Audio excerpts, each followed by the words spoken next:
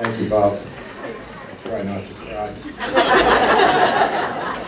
Bob is actually a dear friend, and I'm sure all of you know him as what I think is certainly our best sports anchor in town and one of the tops in the country. But there's a side of Bob that a lot of you don't know, and that is he is just a very kind and generous man. He gives so much of his personal time, he and his beautiful wife Lisa, to so many charities in this town. And I think that he's a great example of a successful broadcaster. We have a couple of ESPN folks here. Thank you for coming. He exemplifies what media people should do, and that is give back to your community. And I think that what Bob and Lisa do for this community often goes unrecognized, and I just want to thank you again for all that you do. I also have to tell you there's another side or thing that you don't know about Bob Papian, and I had the privilege of seeing Bob in action at my wedding a few years ago. And there's no doubt that he has some of the best happy feet. He's a great dancer. Find a way. Anyone who knows Merril Hoge knows that these three words have defined his life. Whether as a football player, television analyst, cancer survivor, or father, Merril has used these simple words to motivate himself throughout a lifetime of extraordinary accomplishments. But for all the success that Merril has found in his own life, it's very appropriate that we are gathered here tonight to salute him for his remarkable ability to help others in their quest to find their own way. My personal involvement with Merril started about 11 years ago, almost to the day, when I received a phone call from the Steeler team physician, Dr. Jim Bradley. As a physician, we get many calls for referrals, but this one was a little different. Jim asked me if I would see a patient of his who he had in the office who had been experiencing severe back pain. When he did an MRI on this patient, he quickly realized that the back pain was coming from very enlarged lymph nodes in the spine. And he asked me to review the case and see the patient as quickly as I could. He then told me that the patient was Merril Hoge, the former running back for the Pittsburgh Steelers, who was now working for ESPN as a professional football analyst. Merril's football accomplishments are well documented. At Idaho State, he was a 4-year starter and set 44 school and conference records, as well as 2 NCAA football records. As Bob mentioned, in 1987, he was selected by the Pittsburgh Steelers in the 10th round of the NFL draft. And despite the long odds facing him as a late-round pick, he made the team and enjoyed a very distinguished playing career with the Steelers until 1993. He led the team in rushing and receiving in 4 of his first 5 seasons, and he set a record in his 3rd year for the most receptions by a running back. He was named to the prestigious All-Madden team in 1989 and was chosen as the Steelers' Iron Man of the Year in 1989 and again in 1990.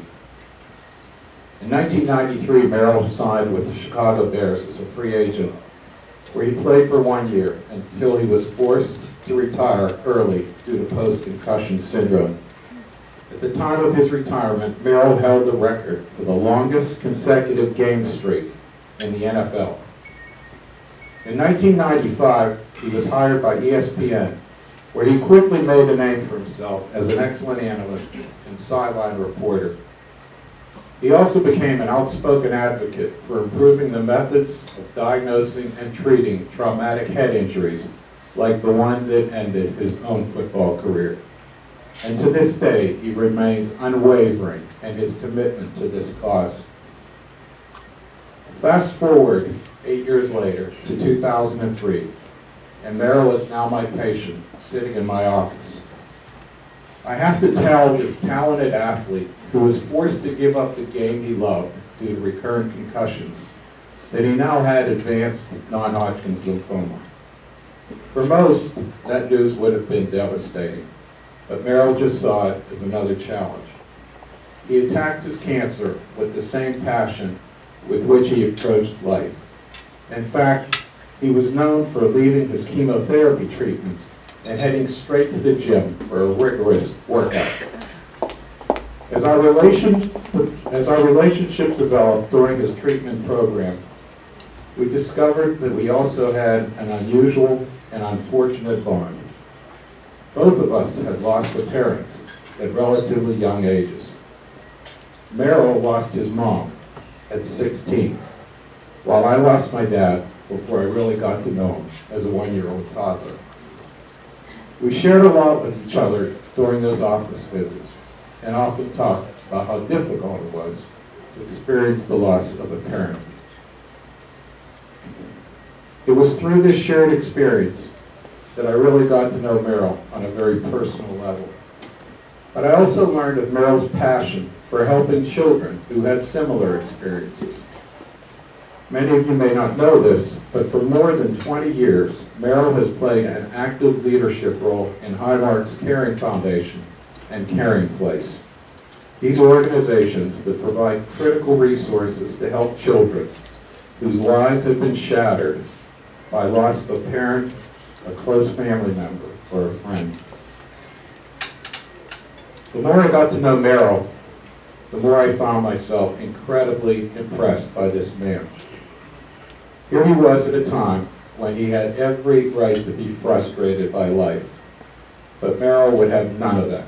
He simply used his diagnosis as a reason to push himself harder and to inspire others. In fact, to this day, Merril still spends a significant amount of his time with children and young adults who have been diagnosed with cancer or who have suffered an unthinkable personal loss. Much of this happens behind the scenes, where there are no cameras, no spotlight. He received no recognition and no accolades for what he does. He's just a deeply caring person with a compassionate desire to help others at a time when perhaps they feel as if they have no one else to turn to. This is the magic of Merril at its finest. Tonight we have an opportunity, if only for a few moments, to finally recognize Merril for his tireless efforts in helping others to find a way. On behalf of VASO and her Gala Committee, the Board of Directors, and the Advisory Board, I'm extremely pleased and honored to have the opportunity to present Lending Heart's 2014 Friend Award to someone that I'm exceptionally proud to call one of my dearest friends, Merril Hoge.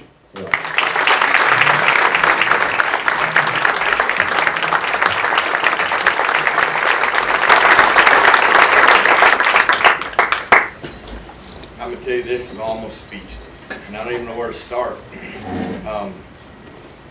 Those words up there resonate with me in a lot of ways. They've helped me to live a dream, and they've helped me fight to live. I have an opportunity to speak all around the country, and I never have this much problem starting out.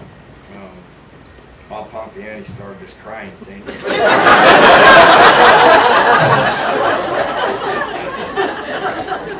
I'm going to start there. I want to thank Bob. His service to this community and this city is unwavering, like Stan mentioned.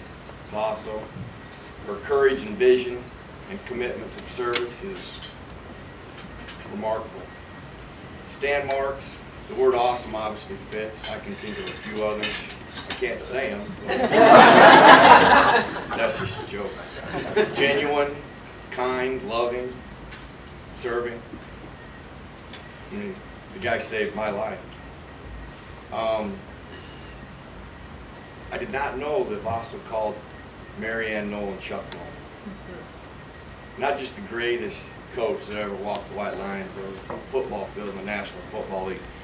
The greatest teacher, maybe one of the greatest men I've ever been around. It's taught me so many life lessons that still are applied today. Maybe the best way to go from there to my next point is I have two of my bosses and dear friends that came from Bristol, Connecticut to be here today. And I'm going to start with Mark Gross. And he probably summed it up the best when he walked in. He's like, "Why are you here?"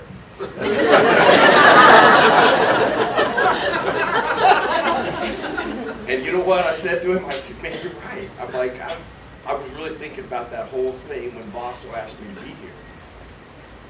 But as it got closer, I realized why I am here. I have an opportunity to thank so many people who have been critical and vital in me living a dream and fighting to live, true forward. That's what this is all about, is my chance to thank people who have specifically helped me. I'm a product of a lot of people. By no stretch of the imagination do I want anybody to leave here tonight thinking this is about me. Because those words inspired action, but the journey, I have learned so many things from Chuck Noll and Walter Payton, Stan Marks, to Mark Gross. Now, what's important about Mark Gross, Mark Gross is a big guy at ESPN. And the reason I established that right away, I'm at SportsCenter, on SportsCenter, and I got a text from Mark saying, "I need to see you in my office as soon as you get there." And anytime you get a text like that, and you're at work, it's never good. Mark Gross never wanted to see me unless something, I was like, what did I say or do wrong? Now, because he's sensitive and aware of that, I got a text a minute later, unrelated to your job. Well, that was somewhat of a relief, but the second he said that, I knew what he wanted. I knew that it wasn't good. Now, I went to his office, and he shared with me that his dad had been diagnosed with colon cancer. The prognosis was not good whatsoever, and the ability to get treatment to him, not good. Well, here's where my power comes in. I dial Stan Marks up. And the rest is history. In fact, I'm talking to Mark Gross about where his dad is right now in Jacksonville, Florida, golfing.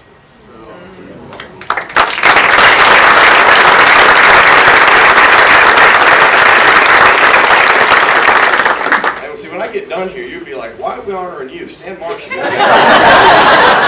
I'm all in agreement with that. I might have the story wrong, but I want to believe that the doctor that first saw Mark's dad only gave him 6 months to live. And it's been, what, 5 years?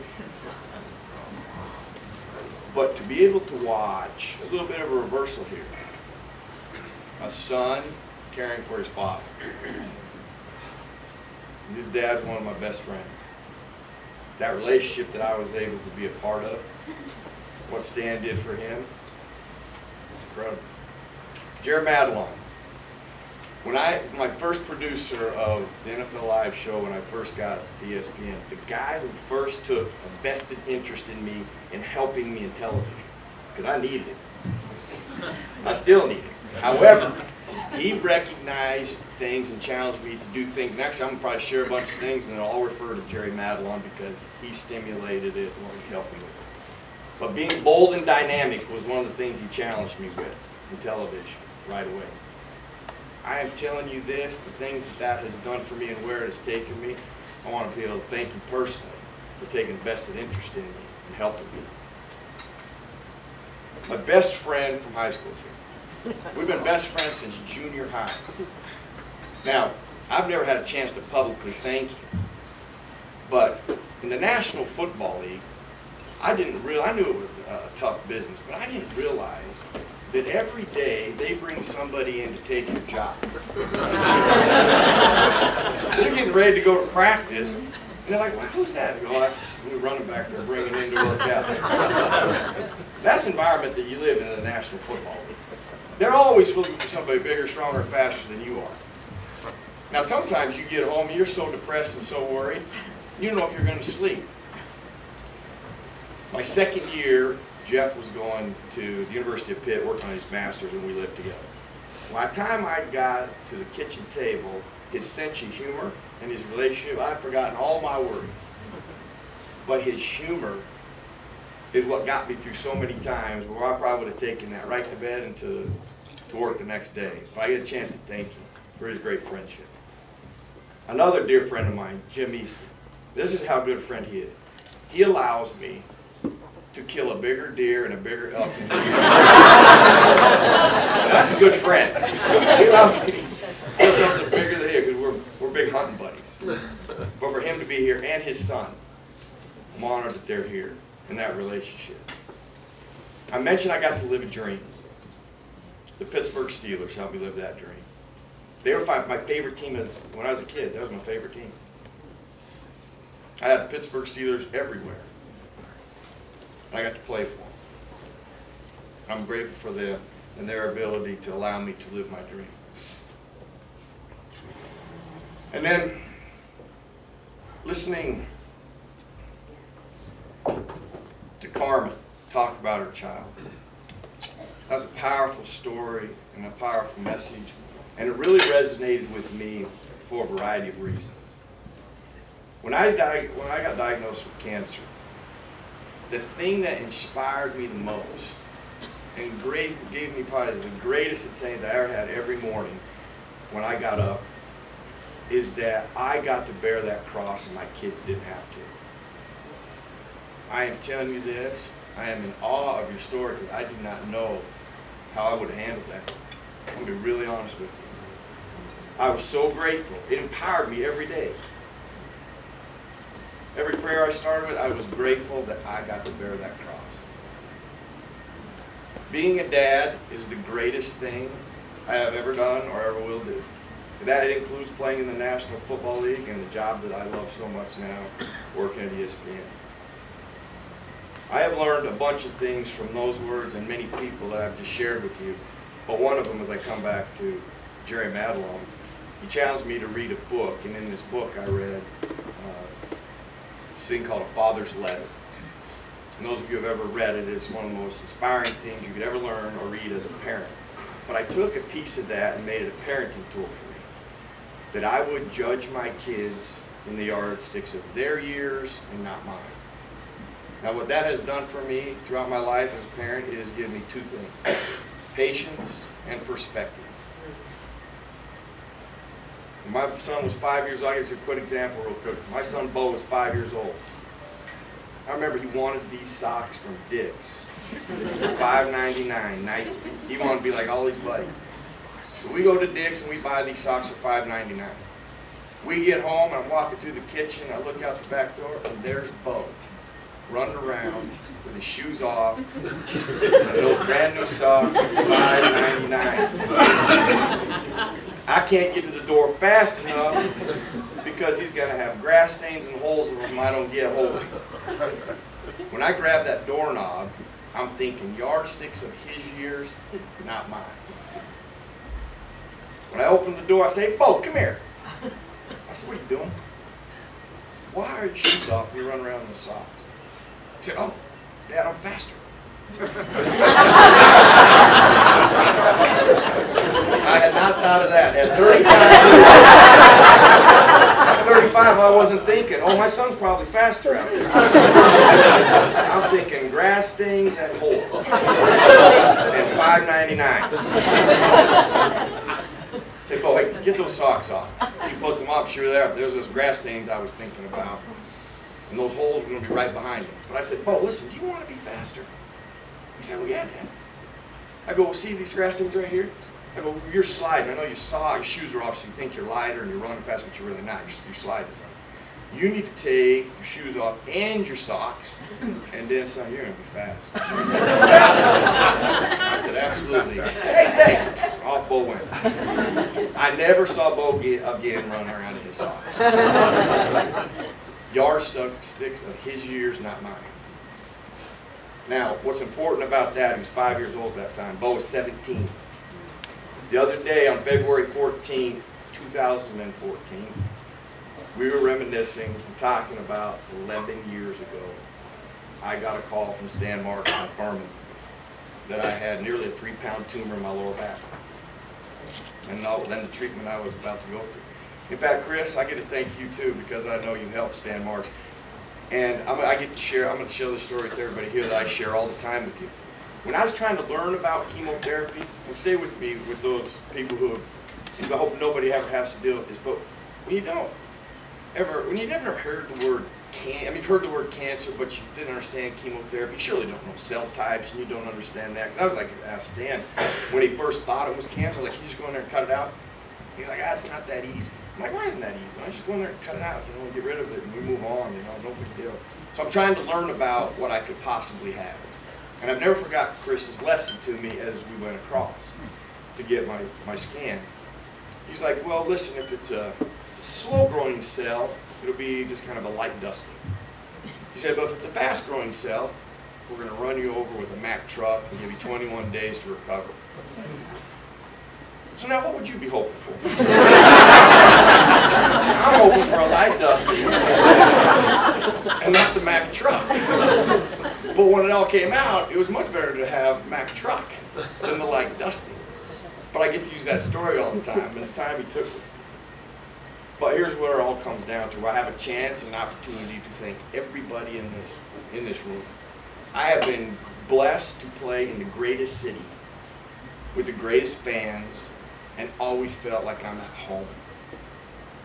Now, I have other experiences. I didn't just play here and stay here. I have been across this country and seen every organization, seen every fan base.